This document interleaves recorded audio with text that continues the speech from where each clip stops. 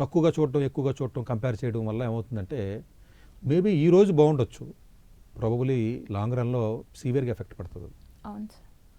మీరు కంపేర్ చేయండి, కానీ లాజికల్గా చేయాలి దాన్ని. లేదమ్మా వాడు కష్టపడి చక్కగా తెచ్చుకుంటున్నాడు కదా, నువ్వు కూడా కష్టపడితే నీకు అవకాశం ఉంది, చక్కగా చదువుకుంటే మంచి అవకాశం వస్తుంది కదా అని చెప్తే, వాడు సరిగ్గా చదవకపోవడానికి కొన్ని పర్సెప్షన్స్ ఉంటాయి.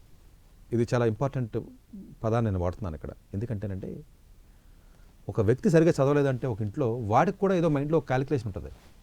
చదవకపోయినా పర్లేదు, వ్యాపారం చేసి బతకొచ్చు అని మీరు అనుకున్నారనుకోండి, అదో పర్సెప్షనే కదా, చదవరు.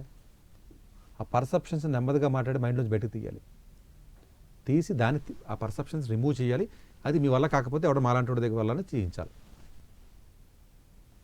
ప్రతి స్టూడెంట్ పెర్ఫామ్ చేయకపోవడానికి స్ట్రాంగ్ రీజన్స్ ఉంటాయి.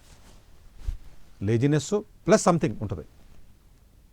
ఆ ప్లస్ సంథింగ్ని తీసేయాలి బయటికి మైండ్లోంచి.